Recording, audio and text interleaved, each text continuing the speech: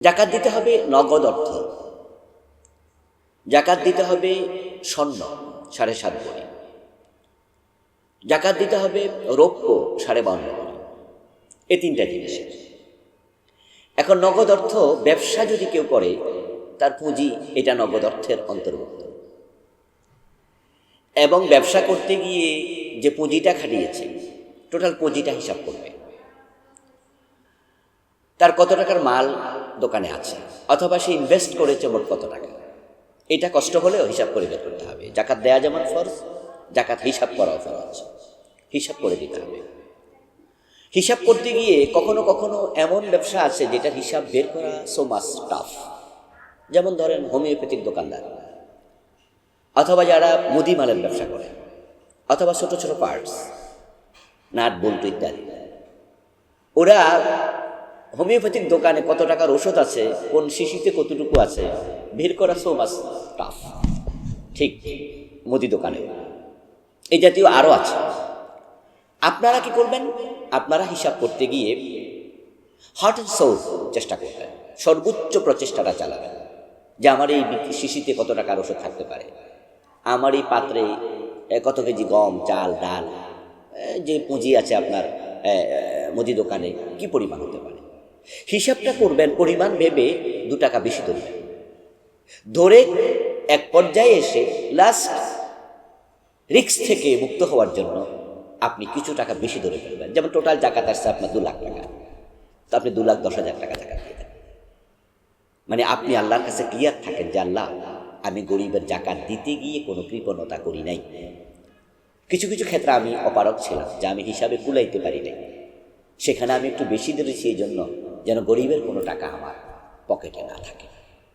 এভাবে হিসাব করে দিতে হবে। হিসাব করে 2.5% বের করে তারপরে জাকাত দিতে হবে। এমনও সম্পদ আছে যেটা আপনার ব্যবসায় কাজে লাগছে, কিন্তু এটা সরাসরি ব্যবসায়ের সম্পদ নয়, এটার মাধ্যমে আপনি ব্যবসা করেন, তাহলে ওই সম্পদটাকে পুঁজি হিসাবে ধরা হবে না। যেমন ধরুন আপনি বইয়ের ব্যবসা করেন, তা আপনি বই বিক্রি করেন, বই কিনেন, কিন্তু বই দোকানে রাখার জন্য আলমারি কিনেছেন, এই আলমারিটা আপনার পুঁজির অংশ না, কারণ আপনি তো আলমারি ব্যবসায়ী না। তাই আপনি বই কেনা বেচায় যে পুঁজিটা আছে চলমান, এটার হিসাব করলে চলবে, ওই আলমারির হিসাব করা লাগবে না। যেমন ধরুন আপনি বাস আছে, আপনার রাস্তায় বাস আছে, সিএনজি আছে, আপনি কিন্তু বাস ব্যবসায়ী না, আপনি বাস দিয়ে টাকা উৎপাদন করেন, এটা আপনার ইনকামের সোর্স। তো বাস হিসাব করে তার পুঁজির উপরে জাকাত দিতে হবে না, জাকাত দিতে হবে বাস দিয়ে ইনকাম করে আপনি যদি সেখানে টাকা জমাইতে পারেন সেটা। যারা বাস কিনে বাস বিক্রি করে, সিএনজি কিনে সিএনজি বিক্রি করে, প্রাইভেট কার কিনে প্রাইভেট কার বিক্রি করে, যাতে শোরুম আছে, তারা আবার এই বাসের টোটাল তার পুঁজির উপরে হিসাব করে জাকাত দেবে। কিন্তু আপনি তো বাস বিক্রেতা না, আপনার 2টা বাস রাস্তায় আছে, এই জন্য বাস আপনার ব্যবসা করার মাধ্যম, এটা আপনার ব্যবসায়ের পুঁজি নয়। তো আলমারির বিক্রেতা আপনি না, আপনি বই বিক্রেতা, তাই আলমারির জাকাত দিতে হবে না। আপনি এমন কিছু ব্যবসা করেন যেটা উৎপাদন করতে মেশিন লাগবে, কোটি কোটি টাকার মেশিন আছে আপনার, কিন্তু ওই মেশিনের আপনি বিক্রেতা না, ক্রেতাও না, আপনি না ব্যবসায়ী না। তাহলে আপনার হলো যাহা উৎপাদন আপনি করেন, যেটার ব্যবসায়ী আপনি, ওই ব্যবসায়ের পুঁজি যেটা, ওইটা হিসাব করে জাকাত দেবেন। কিন্তু এই মেশিনগুলো আপনার পড়ে আছে, এগুলো দিয়ে উৎপাদন করছেন, 1 কোটি টাকার মেশিন আছে, এই মেশিন এবছর 2.5 লাখ টাকা জাকাত দেবেন 1 কোটি টাকায়, আগামী বছর মেশিনগুলো আবার জাকাত দেবেন, আবার দেবেন, এটা না, কারণ মেশিন তো বাড়ছে না, কমছে, আর ব্যবসায়ীর পুঁজি তো বাড়বে কমবে। তো এই জন্য আপনার মালের যেটা ব্যবসা আপনি করেন সেটার পুঁজিটা আপনার নগদ অর্থের মতো, নগদ অর্থ থাকলে যেমন দিতে হয় জাকাত, ব্যবসায় পুঁজি থাকলে জাকাত দিতে হবে। অথবা ব্যাংকে আপনি টাকা জমা রেখেছেন, ব্যাংকে টাকা জমা আছে, সেটা জাকাত আপনাকে দিতে হবে। হতে পারে আপনি ফিক্সড ডিপোজিট করেছেন, আপনাকে জাকাত দিতে হবে। হতে পারে আপনার সেভিং অ্যাকাউন্টে রেখেছেন, কারেন্ট অ্যাকাউন্টে রেখেছেন, ঘরের আলমারিতে থাকা যে কথা, ব্যাংকে থাকা একই কথা। ঠিক একইভাবে যদি আপনি কাউকে হাওলাত দিয়ে থাকেন টাকা, তাহলে হাওলাতি টাকা আপনার হাতে না, কিন্তু আরেকজনের কাছে রেখেছেন, এই রাখাটাই প্রমাণ করে যে আপনি স্বাবলম্বী মানুষ, আপনার সামর্থ্য আছে, এবং সে টাকার মালিক আপনি, হয়তো এটা তার কাছে আছে, সেটারও জাকাত দিতে হবে। কারণ ব্যাংকে রাখলে যেমন হাতে থাকে না, টাকা হাওলাত দিলেও হাতে থাকে না। তো ব্যাংকের টাকা কার কাছে আছে? কর্তৃপক্ষের কাছে আছে। তো হাওলাতি টাকা কার কাছে আছে? আপনার পরিচিত একজনের কাছে আছে। আপনি চাইলে সে দিতে বাধ্য, যেহেতু টাকা আপনার। এর জন্য হাওলাতি টাকা, ঋণ যা দিয়েছেন সেটারও জাকাত দেবেন, এটা আপনারই টাকা। আপনি বলবেন যে এটা আমার মালিকানায় নাই, তো মালিকানা তো ব্যাংকেরটাও নাই, ব্যাংকেরটাও তো হাতে নাই, কিন্তু আপনি তো মালিক, আপনি চাইলে ব্যাংকওয়ালা দেবে। তো হাওলাতি টাকা আপনিই মালিক, চাইলে সে এটা ফিরে দেবে। ঠিক একইভাবে যদি আমরা দোকানের অগ্রিম বাবদ টাকা দিই, সে অগ্রিম বাবদ টাকার জাকাত দিতে হবে? আমি বলি দিয়ে দিন, কারণ এই টাকাটা আপনার ব্যবসায় পুঁজির মতো। আপনি যে দোকানটা ভাড়া নিচ্ছেন, তো সেই দোকানে আপনি মালামাল রেখে বিক্রি করছেন, ধরুন আপনার এখানে 2 লাখ টাকা পুঁজি আছে, তা আপনি জাকাত দিচ্ছেন। তো যে 50,000 টাকা যে অগ্রিম দিচ্ছেন, এটা তো এই ব্যবসার কারণে দিয়েছেন। ঠিক মাল যেমন ওই 50,000 টাকা অগ্রিম দিয়েছেন, সেটাও তো তেমন, এটা আপনার ব্যবসায় পুঁজির অন্তর্ভুক্ত, কারণ টাকাটার মালিক আপনি। আপনি দোকানটা তার কাছে হস্তান্তর করেন, সে দোকানের মালামাল যেমন রাখবে না, আপনাকে বলবে আপনার মাল আপনি নিয়ে যান। ঠিক অগ্রিম যে টাকাটা দিয়েছেন সেটাও সে রাখবে না, রাখার অধিকার নাই, সে বলবে আপনার টাকা আপনি নিয়ে যান। তাহলে টাকা হাওলাত দিয়েছেন, আপনি মালিক, সেটার যেমন জাকাত দেবেন। অ্যাডভান্স দিয়েছেন, সেটাও আপনিই মালিক, আমি বলছি আপনি জাকাত দেবেন। কেউ কেউ বলেন যে না, পূর্ণ মালিকানা নাই, সে তো ভোগ করছে না, জাকাত দিতে হবে কেন? এই জাতীয় ঘুরে পেঁচায় যদি আপনি জাকাত নাও দেন, কিন্তু কে ঠকলো? আপনি ঠকলেন। মালিক আপনি ছিলেন, হতে পারে আখেরাতে আল্লাহ আপনাকে প্রশ্ন করবে কেন দিলে না, তাহলে বিশাল বিপদ। আর যদি আল্লাহ প্রশ্ন নাও করতেন, তাহলে জাকাত দিলে টাকা সব পাইতেন, লাভবান হতেন, গরিব টাকা পেত। তাহলে আল্লাহ যদি প্রশ্ন করে তাহলে তো বিশাল রিস্ক। যদি কেউ বলে যে পূর্ণ মালিকানা নেই, তাই জাকাত দিলাম না, বেঁচে গেলাম, তাহলে আখেরাতে সারা পেলেন, সওয়াব তো পেলেন না, গরিব উপকৃত হলো না। এই জন্য সামর্থ্যবানদের জাকাত দেয়ার পন্থা খোঁজা উচিত। জাকাত না দিয়ে বেঁচে যাব এমন ফাঁক ফোকর খোঁজা উচিত না। প্রভিডেন্ট ফান্ডের জাকাত দিতে হবে কিনা? হ্যাঁ, প্রভিডেন্ট ফান্ড এর মাঝে ভেরিয়েশন আছে, বৈচিত্র্য আছে। সকলের পিএফ একরকম নয়। কিছু কিছু প্রভিডেন্ট ফান্ড আছে যেগুলো চাইলে দিয়ে দেয়। যেমন আপনার বিভিন্ন অফিসে, বেসরকারি অফিসে পিএফ হয়, আধা সরকারি অফিসে পিএফ হয়। আমরা যারা এমপিওভুক্ত চাকরি করি, আমাদের মাদ্রাসাতে, স্কুলে, কলেজেও পিএফ হয়। আবার যারা সরকারি চাকরি করেন তাদেরও পিএফ হয়। আমার মাদ্রাসার টাকা, আমি এমপিওভুক্ত প্রতিষ্ঠানের চাকরি করি, তা আমরা চাইলে আমাদেরকে পিএফের টাকা ফিরিয়ে দেয়, 30%, 40%, হ্যাঁ 50%, কখনো কখনো পুরাটাই দিয়ে দেয়। সেখানে একটা জাস্ট রেজুলেশন লাগে। আবার কিছু কিছু প্রতিষ্ঠান আছে যেখানে রেজুলেশনও লাগে না, প্রিন্সিপাল বলে দেয়, ব্যাংক দিয়ে দেয়। এই জাতীয় ক্ষেত্রে আমরা বলবো যে যাদের পিএফের টাকা নিজের কাছে আছে, মনে হয় যেন আমার অধীনে আছে, আমি চাইলে পেয়ে যাব, তাদের পিএফটা ঠিক সরকারি চাকরিজীবীদের পিএফের মতো নয়। সরকারি চাকরিজীবীরা চাকরি ছাড়ার আগে চাইলেও পিএফ নিতে পারেন না। যেমন আমরা যারা এমপিওভুক্ত প্রতিষ্ঠানে আছি, আমরা যখন এক মাদ্রাসায় চাকরি ছেড়ে আর মাদ্রাসায় চলে যাই, তখন এই মাদ্রাসার কর্তৃপক্ষ পিএফের টাকা সবটা আমাকে দিয়ে দেয়, এবার আমি খরচ করে ফেলতে পারি। তাহলে আমার পিএফটা কিন্তু সরকারি চাকরিজীবীর মতো না, তারা ট্রান্সফার হয় কিন্তু পিএফের টাকা পাবে না, চাকরি শেষ তখন পাবে। ঠিক এইভাবে যারা বেসরকারি প্রতিষ্ঠানে আছেন, আধা সরকারি প্রতিষ্ঠানে আছেন, বিভিন্ন জায়গায় পিএফটা দেখবেন যে আপনারটা কোন অ্যাঙ্গেলের পিএফ। যারা সরকারি চাকরি করে তাদের পিএফের ব্যাপারে আমরা বলি তারা না দিলেও চলবে, কারণ তাদের পূর্ণ মালিকানা আসে না। আর যারা আমরা এই জাতীয় পিএফের মালিক, চাকরির অধীনে, যে টাকাটা চাইলে আমি পেয়ে যাই, চাকরিটা ছেড়ে দিলে আমাকে দিয়ে দেবে, অথবা ট্রান্সফার হয়ে আরেক জায়গায় গিয়েছি এর মাঝে পিএফটা পেয়ে যাব, অথবা চাকরি চলাকালেও আমি চাইলে দরখাস্ত করলে আমার কর্তৃপক্ষ আমাকে পিএফের টাকা দেয়, আমি ভোগ করতে পারি। এক্ষেত্রে মালিকানাটা এসে যায়, তাই নিজেকে ঠকায় লাভ নাই। পিএফের টাকার জাকাত দেয়া ভালো এই জাতীয় অবস্থায়। যেমন পার্সোনালি আমিও আমার পিএফের টাকা দিই, জাকাত দিই, আমি আমার পিএফ ব্যাংকে গিয়ে জিজ্ঞাসা করি যে আমার পিএফে কত টাকা জমা হয়েছে। গতবার বলেছে 10 লাখ টাকার মতো হয়েছে, আমি 10 লাখ টাকার জাকাত দিয়ে দিচ্ছি। এবার গেলে হয়তো আর 1 বছরে বেড়েছে, সেটা জাকাত। যদি আমি গতকালকে হিসাব করে ফেলেছি, কিন্তু কালকে তো ব্যাংক বন্ধ ছিল, তাই পিএফের টাকাটা আমি বাকি রেখেছি, এটা রোববারে আমি জেনে ইনক্লুড করে নেবেন সার। তা আপনাদেরও পরামর্শ দিচ্ছি যে যাদের পিএফ ভোগ করার কাছাকাছি আছে, আপনি চাইলে ভোগ করতে পারবেন, সেটার মালিকানায় সে যায়। এই জন্য আপনি জাকাত দেন, দিলেই লাভ, না দিলে লাভ নেই।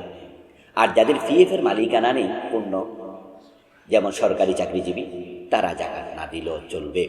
তবে তারাও যদি জিততে চায়, তারা যদি জানতে পারে যে আমার পিএফে কত টাকা হয়েছে, এত লাখ টাকা, আমি জাকাত দেব, দেওয়ার তো সুযোগ আছে। কারণ আলটিমেট মালিক কিন্তু সে হয়তো কিছু আইনগত কারণে সে ভোগ করতে পারছে না, কিন্তু সেই মালিক। একজন ব্যক্তি চাকরি করতে করতে বয়স তার 59 হল, 60 বছর বয়সে রিটায়ারমেন্টে যাবে, ঠিক 59 বছরে তার পিএফে জমা হয়েছে 20 লাখ টাকা। তো সে মালিকানা পূর্ণ নেই, এই মাসআলার কারণে সে জাকাতই দেয় না। 59 বছর বয়সে মারা গেল, তাহলে সেই 20 লাখ টাকা ভোগও করতে পারল না, জাকাত না দেওয়ার কারণে সওয়াবও পেল না, কবরে যাইতে নিতেও পারল না। অথচ তার এই 20 লাখ টাকা কে খাইল? তার ছেলে মেয়ে আত্মীয় স্বজন। তাহলে সে নিজে খেতেও পারল না, সে কবরও নিতে পারল না, সে জাকাত দিয়ে সওয়াবও কামাইতে পারল না। তো কে ঠকল? নিজে। জাকাত ফরজ হবে না, এটা একটা মাসালা, কারণ পিএফের উপরে পূর্ণ মালিকানা থাকে না, এই কারণে। কিন্তু দিলে তো দেওয়ার সুযোগ ছিল, টাকার মালিক তো আপনি, আপনার সুযোগটা আপনি হারিয়েছেন। এই জন্য যারা জানবেন যে কত টাকা পিএফে জমা হয়েছে, তারা জাকাত দেওয়ার পথ খুঁজুন, জাকাত থেকে বাঁচার পথ খুঁজবেন না। সুতরাং যারা সরকারি চাকরি করছেন, আপনার পিএফের উপর জাকাত ফরজ নয়, কিন্তু দেওয়ার সুযোগ আছে। বুঝতে পেরেছেন? আশা করি। জাকাত না দিলে কি পরিমাণ গুনাহ হয় এটা জানা দরকার। জাকাত না দেয়া চরম অপরাধ। জাকাত ইসলামের তৃতীয় স্তম্ভ। ইসলামের খুঁটি 5টা, তার মাঝে জাকাত হলো 3 নম্বর। যদিও বাংলাদেশে জাকাতকে আমরা ধাক্কাইয়া 5 নম্বরে নিয়েছি। জিজ্ঞাসা করলে আমরা বলি ইসলামের ফরজ খুঁটি 5টি: ঈমান, নামাজ, রোজা, হজ, জাকাত। জাকাতকে 5 নম্বরে নিয়েছি। কে নিয়েছে ধাক্কাইয়া জানি না, হয়তো বলার সুবিধার্থে বলে, সেটাও হতে পারে। কিন্তু ইসলামে জাকাত হচ্ছে তৃতীয় স্তম্ভ। যত জায়গায় কোরআন মাজিদে সালাতের কথা এসেছে, অধিকাংশ জায়গায় সাথে সাথে জাকাতের কথা এসেছে। সালাত এবং জাকাত, নামাজ এবং জাকাত সহোদরের মতো, টুইন বেবির মতো, যমজ শিশুর মতো একসাথে। ইউকিমুনাস সালাহ ওয়া ইউতুনাজ যাকাত, আকামুস সালাহ ওয়া আতাউজ যাকাত, আকিমুস সালাহ ওয়া আতুজ যাকাত। কোরআনে এইভাবে আল্লাহ তাআলা দুটাকে একসাথে বলেছেন। জাকাত হচ্ছে ইসলামকে এস্টাবলিশড করা, মাথা উঁচু করে দাঁড়িয়ে দেওয়ার অন্যতম একটি স্তম্ভ। আঙ্গুলের মতো 5টা আঙ্গুল, মাঝেরটা মাথা উঁচু করে দাঁড়িয়ে আছে। এটা সবার উপরে মাথা উঁচু করে দাঁড়িয়ে আছে। তাবু খাটাবেন, চারপাশে 4টা খুঁটি দেবেন, মাঝখানে খুঁটি দেবেন না, তাবু থুবড়ে পড়ে থাকবে। এটাকে সুন্দর করে মাথা উঁচু করে দাঁড়িয়েছে বলা যাবে না, তাবুটা সেট হয়েছে বলা যাবে না। 4 খুঁটি থাকার পরেও সে মাথা নিচু করে থাকবে। যেই সমাজে জাকাত এস্টাবলিশড নেই, সে মুসলিম সমাজের মুসলমানরা মাথা উঁচু করে দাঁড়াতে পারে না। জাকাত হচ্ছে ব্লাড। দেহের সবগুলো অঙ্গ ঠিকঠাক আছে, কিন্তু ব্লাড সার্কুলেশন নেই, ও দেহটা অচল হয়ে যায়। ঠিক যেই ইসলামী রাষ্ট্রে, যে মুসলিম রাষ্ট্রে জাকাত এস্টাবলিশ থাকবে না, সেখানকার মুসলিমরাও মাথা উঁচু করে দাঁড়াতে পারবে না। জাকাত এমন একটি চমৎকার বিধান, যেটার মাধ্যমে ধনী গরিবের ব্যবধানটাই থাকবে না। যখন ধনীরা জাকাত দেবে গরিবদেরকে, আলটিমেটলি ওই সমাজে দারিদ্রতার অবসান হবেই। আল্লাহ তাআলা কোরআন মাজিদে বলছেন, কাই লা ইয়াকুনা দুলাতাম বাইনাল আগনিয়াই মিনকুম। জাকাত এই জন্য ফরজ করা হয়েছে যেন সম্পদ তোমাদের ধনীদের মাঝেই পুঞ্জীভূত না থাকে, কুক্ষিগত না থাকে। কেউ 10 তলা, কেউ 10 তলা, এটা ইসলাম পছন্দ করে না। এই জন্য ওয়াফি আমওয়ালিহিম হাক্কুন লিস-সাইলি ওয়াল মাহরুম, আল্লাহ তাআলা যাকাত ফরজ করেছেন। তিনি বলেছেন তোমাদের সম্পদে গরিবের হক আছে, তুমি যাকাত দেও, এটা দিতেই হবে। যাকাতের সাথে অন্ন, বস্ত্র, বাসস্থান, শিক্ষা, চিকিৎসা সবগুলো জড়িত। যাকাত দেবেন, সমাজের অসহায় মানুষ অসহায় থাকবে না। হযরত ওমর রাদিয়াল্লাহু তাআলা আনহুর সময় অর্ধ পৃথিবীতে যাকাত খাওয়ার মতো লোক খুঁজে পাওয়া যায় না। কেউ কেউ ওমর ইবনে আব্দুল আজিজের কথা বলেছেন যে উনার সময়কার ঘটনা। যাকাত বিভাগের কর্মচারী যাকাতের টাকা কাঁধে নিয়ে হাঁটত, যাকাত খাওয়ার মতো লোক খুঁজে পায়নি। দারিদ্র্যের অবসান ঘটেছে। এই যাকাত ফরজ, এটা শখের বিষয় না, গরিবের প্রতি করুণা না। নবীজি সাল্লাল্লাহু আলাইহি সাল্লাম বলেছেন, ইযা আদাইতা যাকাতা মালিক ফাকাদ কাযাইতা মা আলাইক, যখন তুমি তোমার সম্পদের যাকাত দিলে তখন তুমি তোমার দায়িত্ব আদায় করলে। এটা গরিবের হক, তাদের প্রতি তোমার করুণা নয়। যদি এরপরও কেউ যাকাত না দেয়, আল্লাহ তাআলা কোরআন মাজিদে বলছেন, আল্লাযীনা ইয়াকনিজুনা আয-যাহাবা ওয়াল ফিদ্দা ওয়া লা ইউনফিকুনাহা ফী সাবিলিল্লাহ ফাবাশশিরহুম বিআযাবিন আলীম। হে নবী, যারা টাকা পয়সা স্বর্ণ রৌপ্য তারা সব জমা করবে, যাকাত দেবেন আল্লাহর পথে, আপনি তাদেরকে জাহান্নামের আযাবের সংবাদ দিন। ইয়াউমা ইউহমা আলাইহা ফী নারি জাহান্নাম ফাতুকওয়া বিহা জিবাহুহুম ওয়া জুনুবুহুম ওয়া যুহুরুহুম হাযা মা কানাসতুম লিআনফুসিকুম ফাযুকু মা কুনতুম তাকনিজুন।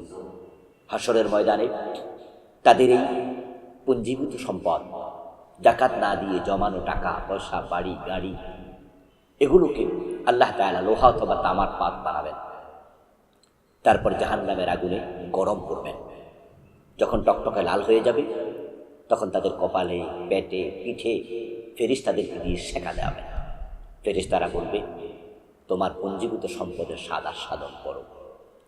হাশরের ময়দানে সেটা হবে, জাহান্নামে দেওয়ার আগেই মানুষের সম্মুখে। অন্য আয়াতে আল্লাহ তাআলা বলছেন, সাইয়ুতাওয়াকুনা মা বাখিলু বিহি ইয়াউমাল কিয়ামাহ, কিয়ামতের দিন তাদের এই কৃপণতা করে জমানো টাকা পয়সা এগুলোকে গলায় ঝোলানো হবে। নবীজি সাল্লাল্লাহু আলাইহি সাল্লাম বলছেন, মান আতাহুল্লাহু মালান ফালাম ইউদ্দি যাকাতাহু মুসিলা লাহু মালুহু ইয়াউমাল কিয়ামাতি শুজাআন আকরা লাহু যাবিবাতান ইয়াখুযু বিলাহজিবাতাইহি ইয়ানি শাতবাইহি ফায়াকুল আনা মালু আনা কানজু। যারা সম্পদ জমাবে, যাকাত দেবে না, তাদের সম্পদকে সাপ বানিয়ে গলায় ঝুলিয়ে দেয়া হবে। যেই সাপ কপালের দুপাশে সবল মারবে আর বলতে থাকবে, আমি তোমার সম্পদ, আমি তোমার মাল, যা তুমি জমিয়েছো যাকাত না দিয়ে। এবং সেটা ঘটবে কিয়ামতের মাঠে লক্ষ কোটি মানুষের সম্মুখে। যারা নামাজ পড়বে না, রোজা রাখবে না, মদ খাবে, সুদ খাবে, অন্য পাপ করবে, আল্লাহ যদি চান তাদেরকে শাস্তি দেবেন জাহান্নামে নেওয়ার পর। কিন্তু যারা যাকাত দেবে না, তাদের শাস্তি দেবেন জাহান্নামে নেওয়ার আগেই, হাশরের ময়দানে। নামাজ রোজা আল্লাহর হক, তাই তিনি চাইলে শাস্তি দেবেন বা মাফ করবেন।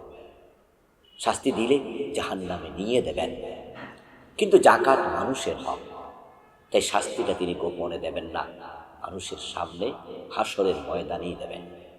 সুতরাং সাবধান, যারা যাকাত দেবেন না শাস্তি পাওয়ার জন্য প্রস্তুতি নেন। আর যেই লোকটাকে হাশরের ময়দানে লক্ষ কোটি মানুষের সম্মুখে আল্লাহ তাআলা কপালে, পিঠে, পেটে সেক দেবে, গলার মাঝে সাপ বানিয়ে ঝুলিয়ে দেবে, নিশ্চয়ই সে জান্নাতি মানুষ নয়। জান্নাতি মানুষকে আল্লাহ এভাবে বেজ্জতি করেন না।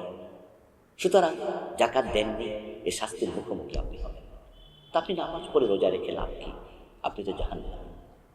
এই জন্য আসুন, যাদের উপর যাকাত ফরজ, আমরা অবশ্যই হিসাব করে করে যাকাত দেব। আল্লাহ তাআলা করুন। ব্যবহৃত অলংকারের যাকাত দিতে হবে কি না?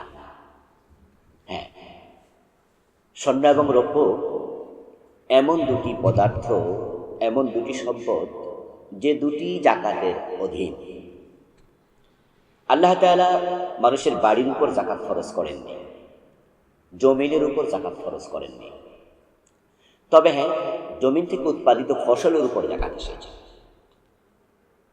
কিন্তু স্বর্ণ এবং রৌপ্যকে আলাদা করে নাম বলে তিনি যাকাত ফরজ করেছেন। তিনি বলেছেন, আল্লাযীনা ইয়াকনিজুনা আয-যাহাবা ওয়াল ফিদ্দা ওয়া লা ইউনফিকুনাহা ফী সাবিলিল্লাহ ফাবাশশিরহুম বিআযাবিন আলীম। স্বর্ণ এবং রৌপ্য যারা জমা করবে, যাকাত দেবেন আল্লাহর পথে, তাদেরকে জাহান্নামের সংবাদ দিন। তো স্বর্ণ এবং রৌপ্য অলংকার হিসেবে ব্যবহার হয়। সুতরাং স্বর্ণ এবং রৌপ্যের যাকাত দিতে হবে, সেটা যদি ব্যবহৃত অলংকার হয়। তবে সেটা নেশাব পরিমাণ হওয়া আবশ্যক। আর নেশাব হচ্ছে 7.5 ভরি স্বর্ণ অথবা 52.5 ভরি রৌপ্য। কোনো আলিম বলেছেন সেটা যদি ব্যবহৃত অলংকার হয়, যাকাত দিতে হবে না। হ্যাঁ, সাহাবায়ে কেরাম রাদিয়াল্লাহু তাআলা আনহুম, তাদের মাঝেও এ নিয়ে দ্বিমত ছিল। আসলাফ আলেমদের মাঝে হযরত ওমর, ইবনে আমর, ইবনে মাসউদ, ইবনে আব্বাস রাদিয়াল্লাহু তাআলা আনহুম, ইমাম যুহরি, সুফিয়ান আস-সাউরি, ইমাম আবু হানিফা রাহিমাহুমুল্লাহ সহ একদল আলিম বলেছেন ব্যবহৃত স্বর্ণের যাকাত দিতে হবে, রৌপ্যের যাকাত দিতে হবে, সেটা যদি 7.5 ভরি হয়। তবে তার বিপরীত মত দিয়েছেন হযরত জাবের, আব্দুল্লাহ ইবনে ওমর, মা আয়েশা। তারা বলেছেন যে ব্যবহৃত স্বর্ণের যাকাত দিতে হবে না। যেহেতু অতীতের বড় বড় পণ্ডিতদের মাঝে, সাহাবায়ে কেরামের মাঝেও এ নিয়ে দ্বিমত ছিল, তাই ভিন্ন ভিন্ন ফতোয়া আছে। এ বিষয়ে আমার যে অবজারভেশন, আমার যে বুঝ, দুই পক্ষের আলেম তাদের দলিল আদিল্লাগুলো পর্যালোচনা করে, সেটা আমি আপনাদের জানাচ্ছি। সেটা হচ্ছে এরকম: ব্যবহৃত স্বর্ণ যদি কম হয়, যাকাত দিতে হবে না। যেমন ধরুন 3 ভরি, 4 ভরি, 5 ভরি, নেশাবি তো না, সুতরাং যাকাত লাগবে না। কিন্তু ব্যবহৃত স্বর্ণ যদি অনেক বেশি নেয়, সেটা 10 ভরি, 12 ভরি, 15 ভরি, তাহলে যাকাত দিন। রাসূলুল্লাহ সাল্লাল্লাহু আলাইহি সাল্লামের কাছে একজন মহিলা এসেছে, তার সাথে তার কন্যা সন্তান ছিল। ওয়াফি ইয়াদিবনাতিহা মাসাকাতান গালিজাতান মিন যাহাবিন। ওই মহিলার কন্যার হাতে শক্ত 2টা বালা ছিল, চুড়ি ছিল, এবং সেটা মোটা ছিল। ফাকাল লাহা রাসূলুল্লাহ সাল্লাল্লাহু আলাইহি সাল্লাম, আতুতিনা যাকাত হাদা? নবীজি সাল্লাল্লাহু আলাইহি সাল্লাম তখন প্রশ্ন করলেন, তুমি কি এগুলো যাকাত দাও? তখন তিনি জবাব দিলেন, না, আমি যাকাত দেই না। তখন নবীজি সাল্লাল্লাহু আলাইহি সাল্লাম বললেন, তুমি কি পছন্দ করো কিয়ামতের দিন তোমার এই চুড়ি, তোমার এই বালার জায়গায় আল্লাহ জাহান্নামে 2টি চুড়ি পরিয়ে দেবে? তারপর এ মহিলা তার হাতের বালা 2টি খুললেন এবং রাসূলুল্লাহ সাল্লাল্লাহু আলাইহি সাল্লামের কাছে দিয়ে বললেন, ইয়া রাসূলুল্লাহ, এই 2টি আমি আল্লাহ এবং রাসূলের জন্য দিয়ে দিলাম। আবু দাউদ, হাদিস নাম্বার 1563, হাদিসের মান হাসান। এই হাদিস দিয়ে সুস্পষ্টভাবেই প্রমাণিত যে তার ব্যবহৃত অলংকার ছিল। হতে পারে প্রিয় নবীজি তার আরো সম্পদ আছে, এটা জানতেন, অর্থাৎ তাকে তো রাসূল চিনেন, এই জন্যই প্রশ্ন করেছেন। তাহলে ব্যবহৃত স্বর্ণের প্রশ্নে আমরা সুস্পষ্টভাবে হাদিসটি পেলাম, হাদিসটির মান হাসান। মা আয়েশা রাদিয়াল্লাহু তাআলা আনহা, প্রিয় নবী সাল্লাল্লাহু আলাইহি সাল্লাম ওনার কাছে আসলেন। তিনি বলছেন, দাখালাত আলাইয়া রাসূলুল্লাহ সাল্লাল্লাহু আলাইহি সাল্লাম ফারাআ ফি ইয়াদি ফাতাখাত। রাসূল আমার হাতে দেখলেন মিন ওয়ারাক, রূপার বানানো কিছু চুড়ি। ফাকালা মা হাযা ইয়া আয়েশা? রাসূল বলল, আয়েশা, এগুলো আবার কোত্থেকে আসলো? ফাকুলতু সানাতুহুন্না আতাযায়্যানু লাকা ইয়া রাসূলুল্লাহ। আমি বললাম যে, হে রাসূল, আপনার কাছে সেজে গুজে নিজেকে সুন্দরভাবে উপস্থাপন করার জন্য এগুলো আমি বানিয়েছি। ফাকালা আতুওয়াদ্দিনা যাকাতাহুন্না? কুলতু লা। রাসূল বললেন, তুমি যে রূপের চুড়ি বানিয়েছো তুমি কি যাকাত দাও? আমি বলেছি না। ক্বালা হুয়া হাসবুকা মিনান নার।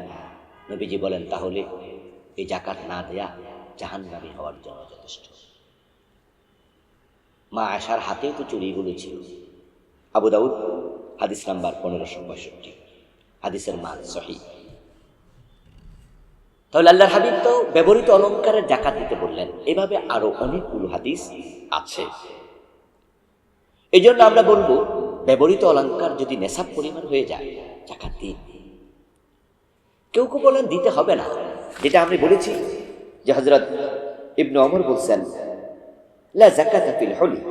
হযরত জাবের থেকে বর্ণিত হাদিস রয়েছে লা যাকাতা ফিল হুলি, ব্যবহৃত অলংকারে যাকাত লাগবে না। মা আয়েশা থেকে বর্ণিত অন্য হাদিসও আছে। মা আয়েশা বলেন, ইন্নাহা কানাত তুহাল্লা বানাতি উখতিহা আইতামান ফি হুজরিহা ফালা তাখরুজু মিনহু যাকাত।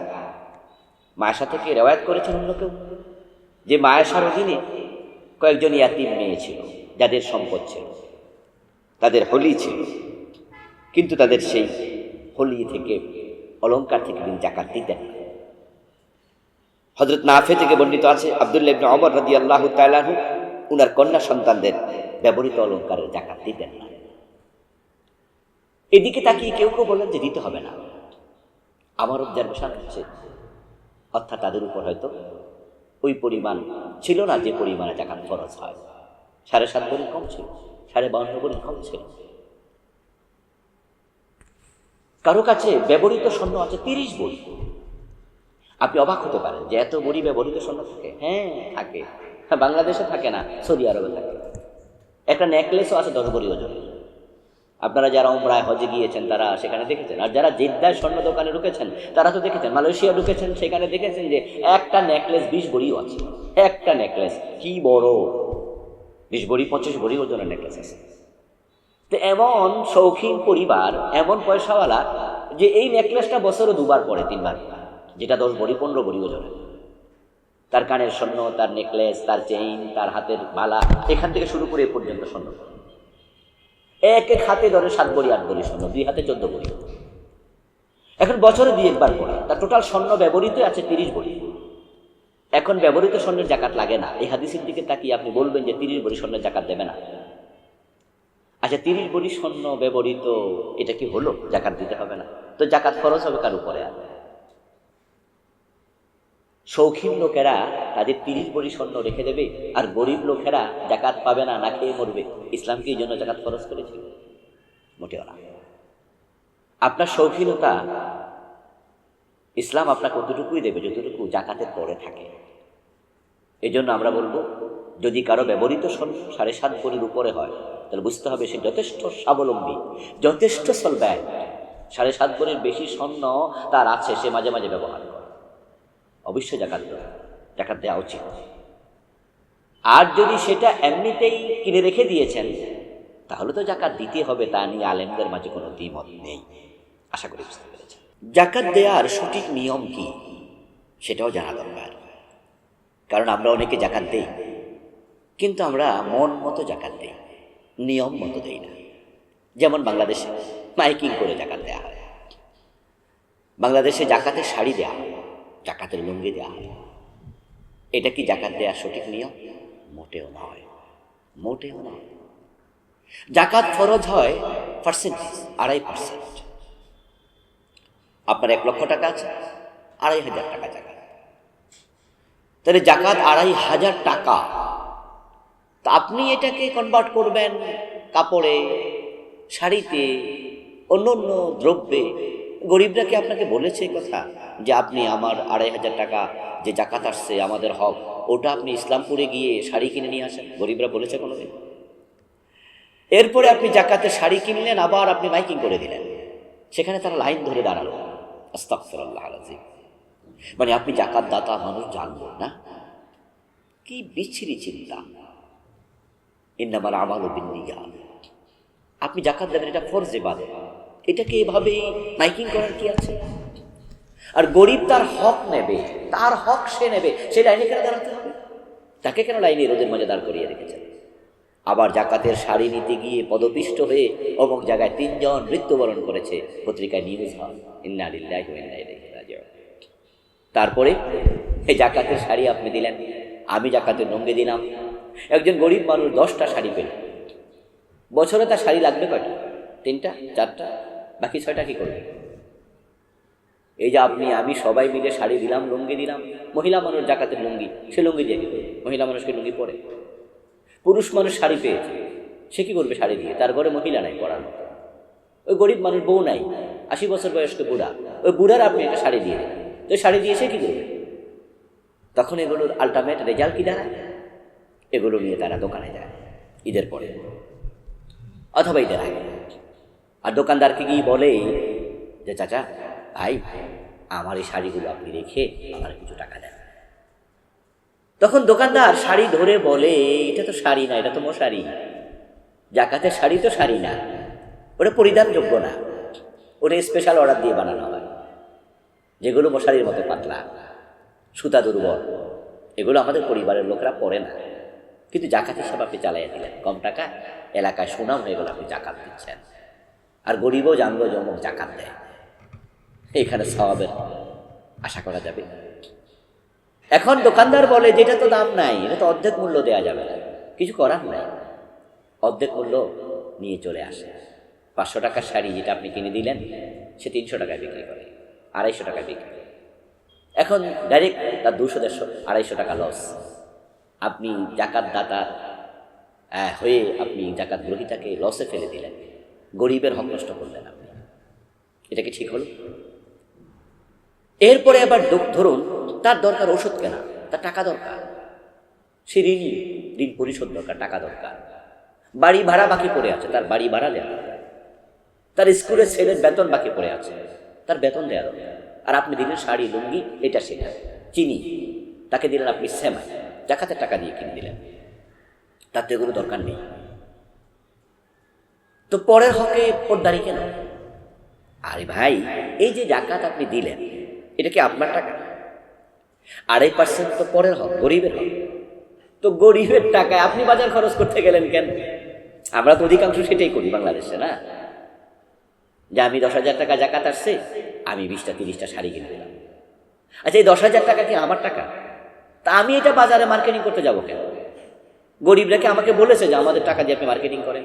আচ্ছা, এটা কি দুনিয়াতে সিস্টেম আছে? যেমন আপনি আমার থেকে 10,000 টাকা হাওলাত নিলেন, আপনি 10,000 টাকা না দিয়ে বাজার খরচ করে আপনি আমার বাড়িতে হাজির হয়ে গেলেন যে হুজুর চাল আনছি, ডাল আনছি, মুরগি আনছি, শাড়ি আনছি, লুঙ্গি আনছি, আপনার 10,000 টাকা হাওলাত যে নিয়েছিলাম আপনার জন্য খরচ করে আনছি। আচ্ছা, আমি কি বলবো?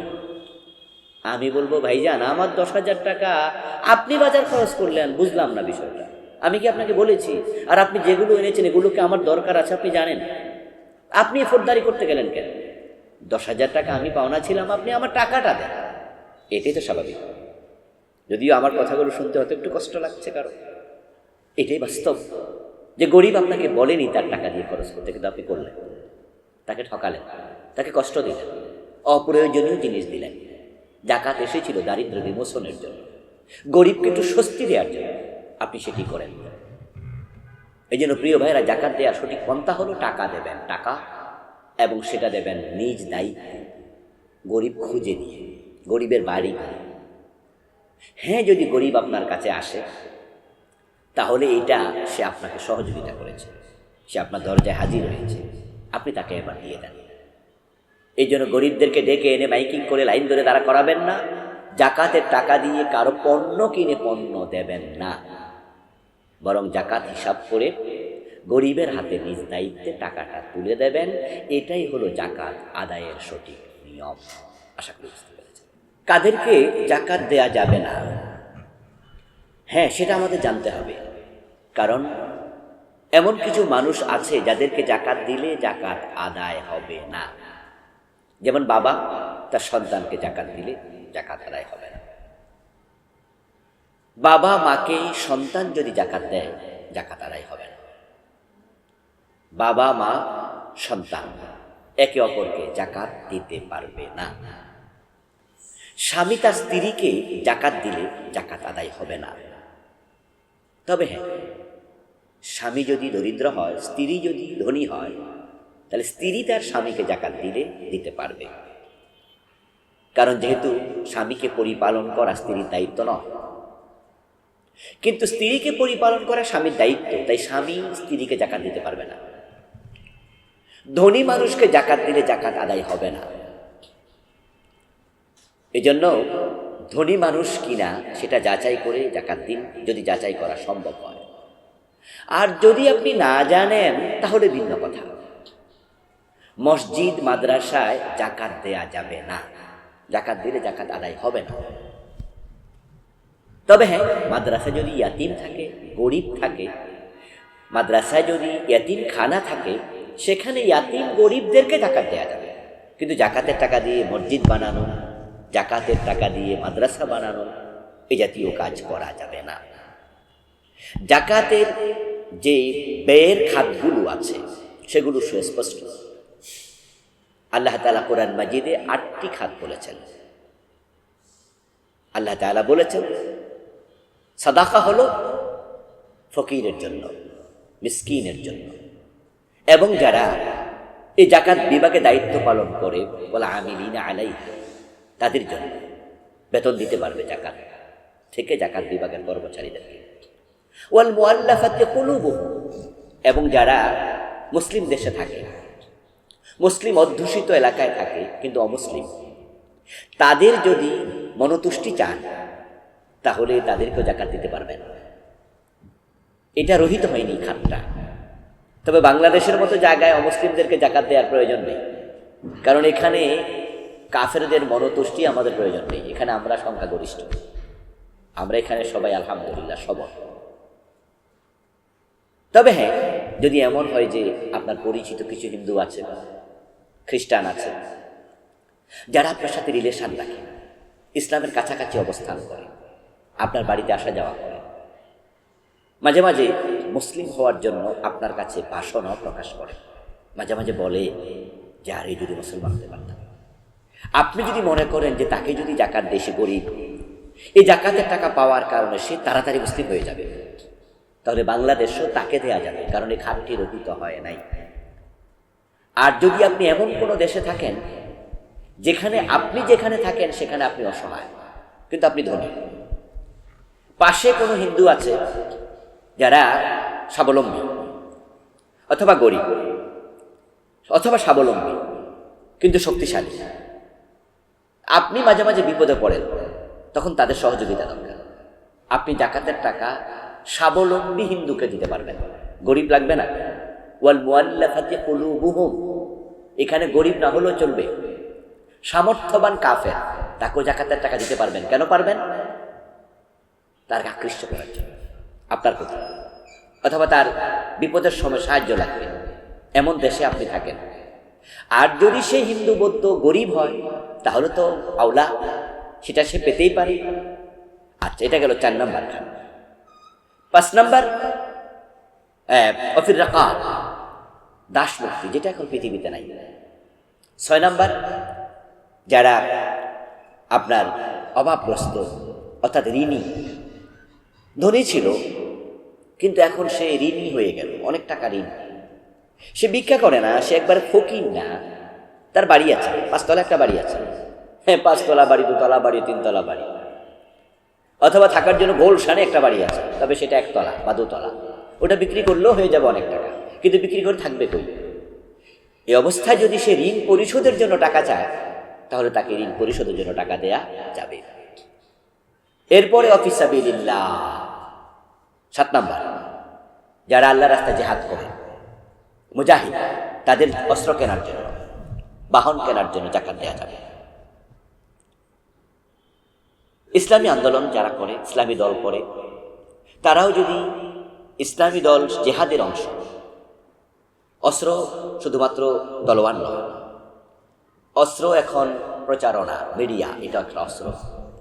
কোন ইসলামী দল মিডিয়া বানাতে চায়, এটা কোনো ব্যবসায়ের উদ্দেশ্যে নয়, দিন প্রচারের উদ্দেশ্যে, এবং সেটার প্রচারণাটাও হবে ফি সাবিলিল্লাহকে নিয়ে। অথবা তারা বই কিনে মানুষকে পড়াবে, পড়িয়ে ইসলামী আন্দোলনের প্রতি আকৃষ্ট করবে। ফি সাবিলিল্লাহ ব্যাপক একটি জায়গা, এই জন্য ফি সাবিলিল্লাহ, আল্লাহর পথে, আল্লাহর রাস্তায়, এটা 7 নম্বর খাত। জাকাত ব্যয় 7 নম্বর খাত, এটা রহিত হয় নাই। সুতরাং ইসলামী আন্দোলন যদি টাকা চায় আর সেটা কোনো ব্যক্তি ভোগ না করে, সেখানে গরিব মিসকিনকে দিলে ইসলামী আন্দোলনের কর্মী বা সমর্থক সেটা তো প্রথম দুই খাতে চলে যাবে, এটা না। বরং ইসলামী আন্দোলনের জন্য যদি কেউ দিতে চায় তাহলে দেওয়ার সুযোগ আছে জেহাদের পথে। 8 নাম্বার হচ্ছে ওয়াবনিস সাবিল, মুসাফির।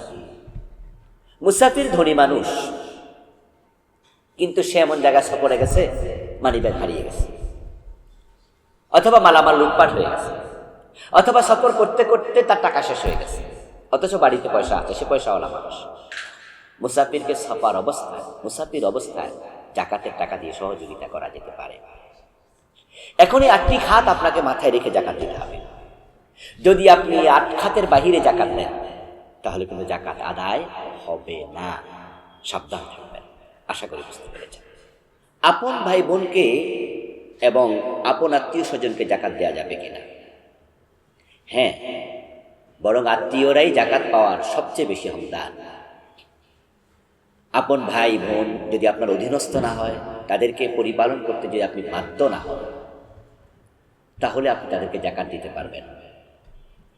আপন চাচা, আপন ফুফু, খালা, মামা, অর্থাৎ আত্মীয় স্বজন, তাদেরকে জাকাত দিলে সওয়াব হবে দ্বিগুণ। একটা হলো আত্মীয়তার সম্পর্ক রক্ষার কারণে, আর একটা হলো জাকাতের কারণে। বরং জাকাত দেয়া, সাদাকা দেওয়ার ক্ষেত্রে আত্মীয় স্বজনকে প্রাধান্য দেওয়া উচিত, তাদের থেকে শুরু করা উচিত। তবে হ্যাঁ, তারা অত্যন্ত আপনজন হওয়ার কারণে এটা জাকাতের টাকা, এটা সাদাকার টাকা, এগুলো না বলা উচিত। জাকাত প্রদান করার জন্য আপনাকে এটা বলা জরুরি নয় যে গ্রহীতাকে যেটা জাকাতের টাকা, বরং জাকাত দেওয়ার জন্য আপনি মনে মনে যে প্ল্যান করেছেন, নিয়ত করেছেন জাকাত আদায় হওয়ার জন্য, এটা যথেষ্ট। আপনার অতটুকু নিয়ত এনাফ, এটা বলতে হবে না। উল্লেখ্য যে যদি কারো কাছে টাকা পানা থাকেন আর সে টাকা না দেয়, আপনি জাকাত হিসাবে এটা কেটে দেবেন, বলবেন যে তোমার কাছে 10,000 টাকা পেতাম, এটাই জাকাত, এটা জায়েজ নেই। কারণ জাকাত প্রদান আপনি যখন করলেন তখন আপনার নিয়তটা আবশ্যক ছিল, কিন্তু আপনি টাকা হাওলাত দিয়েছিলেন, তখন কি জাকাতের চিন্তা ছিল? ছিল না। তো জাকাতের চিন্তা ছিল না যখন দিয়েছেন, এখন মাঝখানে এসে আপনি নিয়ত পরিবর্তন করবেন, এর সুযোগ নেই। তাহলে কি করা যাবে? তাহলে একটা হিলা, একটি কৌশল অবলম্বন করা যাবে। সেটা হচ্ছে, যার কাছে আপনি টাকা পাবেন, 10,000 টাকা পানা আছে, সে দিতে পারে না, অথচ গরিব, আপনি জাকাতে দেন। আপনি তাকে বলুন যে আমি তোমাকে কিছু টাকা দিচ্ছি। জাকাত ঠিক বলা জরুরি নয়, আপনি বললেন যে তোমাকে আমি কিছু টাকা দিচ্ছি, আর মনে মনে ভাবলেন জাকাত দিচ্ছি। এটা বলে তাকে 10,000 টাকা দিলেন, যে ধরো তোমাকে আমি 10,000 টাকা দিলাম, আর মনে মনে এরাদার কারণে জাকাত আদায় হয়ে যাবে। 2 মিনিট পরে, 1 মিনিট পরে আপনি বললেন যে তোমার কাছে তো আমি 10,000 টাকা পানা আছি নাকি? সে বললো যে হ্যাঁ, তো আমার টাকাটা দাও। এবার সে যদি আপনাকে ওই 10,000 টাকা ফিরিয়ে দেয়, তাহলে পাওনা টাকাও পেলেন, জাকাতও আদায় হবে। কিন্তু মাঝখানে এসে নিয়ত পরিবর্তন করে পুরাতন পাওনা টাকাকে কেটে জাকাত হিসাবে দেয়া কোনো সুযোগ